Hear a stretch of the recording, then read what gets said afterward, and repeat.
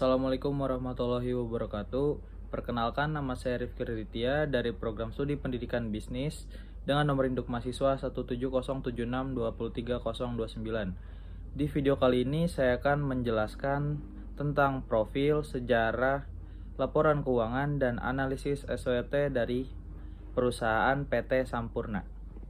Selamat menonton. Bermula pada tahun 1912, di kota Surabaya, seorang imigran Tiongkok bernama Lim Seng T merintis sebuah usaha rokok kecil-kecilan yang dijajakan dengan sepeda. Dimulai dengan produk pertamanya yang dikenal dengan nama Ji Samsu. Pada tahun 1930, nama Sampurna terbentuk melalui peresmian perusahaan rokoknya yang dinamakan NVBM Handel Matsapich Sampurna. Nama Sampurna digunakan dengan harapan produk yang dihasilkan terbaik dan dengan kualitas yang sempurna. Terbukti pada saat ini Sampurna telah menjadi perusahaan tembakau terbesar di Indonesia dan memimpin pasar rokok di Indonesia dengan pangsa sebesar 28% pada tahun 2021. Saat ini Sampurna telah memiliki pabrik yakni 3 di Surabaya dan masing-masing 1 di Malang, Probolinggo, Lumajang, dan Jember. Saat ini PT Sampurna telah menjalin afiliasi dengan PT Philip Morris, yaitu perusahaan tembakau terkemuka di dunia.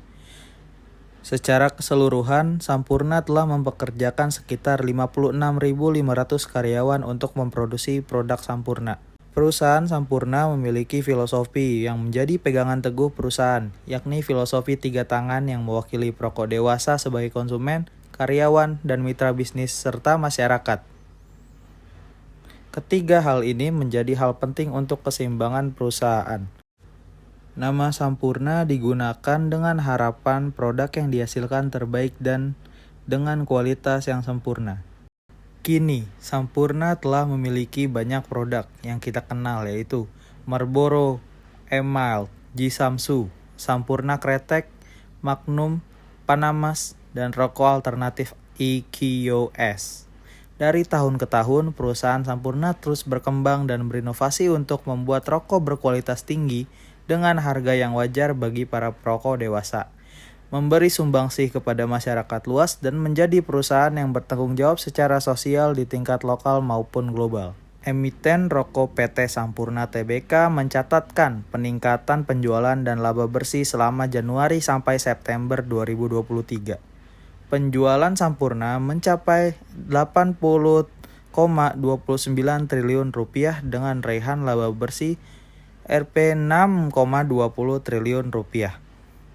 Penjualan tersebut meningkat 4,67% dibandingkan dengan 83,39 triliun per September 2022. Pertumbuhan penjualan tersebut dibukukan Sampurna meskipun mayoritas segmen memperlihatkan penurunan. Segmen sigaret kretek mesin sebagai kontributor penjualan terbesar tercatat turun dari 55,6 triliun per September 2022 menjadi 53,40 triliun per September 2023. Segmen sigaret putih mesin juga memperlihatkan penurunan dari 7,2 triliun rupiah menjadi 6,12 triliun rupiah. Namun segmen sigaret kretek tangan tumbuh menjadi 25,66 triliun dibandingkan dengan 19,65 triliun pada periode yang sama tahun sebelumnya. Analisis SWOT PT Sampurna yang pertama adalah strength atau keunggulan dari PT Sampurna. Yang pertama adalah kualitas bahan baku yang sudah terpercaya dan andalan Sampurna untuk bersaing dengan 4 perusahaan rokok besar Indonesia lainnya. Yang kedua, menguasai pangsa pasar hingga 24,2%, disusul oleh gudang garam dan jarum. Yang ketiga, ada kredibilitas perusahaan yang telah berdiri hampir 100 tahun. Pastinya perusahaan Sampurna memiliki kredibilitas perusahaan yang baik. Kredibilitas perusahaan Sampurna dibangun melalui jalan yang panjang dan dengan berbagai prestasi yang telah ditorehkan. Yang keempat, ada budaya perusahaan. Yang kelima, ada nilai kapital yang besar setelah Philip Morris menjadi pemilik dominan saham perusahaan. Dan Sampurna memiliki kapital yang cukup besar dan jaminan tersedianya modal di bawah naungan perusahaan rokok raksasa dunia. Dengan tersedianya dana yang besar, memudahkan perusahaan untuk menjalankan strategi pemasaran dan kegiatan operasional perusahaan.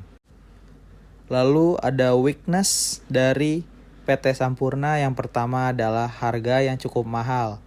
Yang kedua adalah kurang diminatinya produk rokok mild di internasional, kalahnya pangsa pasar SKM filter dari para pesaing, modal yang cukup besar untuk mengadakan event berkala, dan lambatnya pertumbuhan rokok evolution. Lalu selanjutnya ada opportunities atau peluang dari PT Sampurna untuk memajukan perusahaannya. Yang pertama adalah masuknya Philip Morris sebagai mitra bisnis. Masuknya Philip Morris yang notabene-nya termasuk perusahaan rokok besar dunia memudahkan Sampurna untuk mengekspansi bisnisnya ke internasional melalui bantuan perusahaan Philip Morris. Yang kedua, tren pasar positif untuk rokok low tar low nikotin di Indonesia. Yang ketiga, banyaknya spot yang terdapat pada event untuk mempromosikan produk baru. Yang keempat, kemungkinan produk baru yang mudah diminati oleh perokok dewasa. Yang kelima adalah beralihnya customer rokok kompetitor ke rokok rendah nikotin dan rendah tar Sampurna. Lalu yang terakhir ada threats atau ancaman. Yang pertama, regulasi dan peraturan daerah mengenai anti rokok. Yang kedua, ada kompetitor dari rokok jenis mel yang muncul baru-baru ini di gudang garam, jarum, dan perusahaan lainnya. Yang ketiga, ada bertambahnya kompetitor rokok. Dan yang keempat, ada tingginya pajak rokok.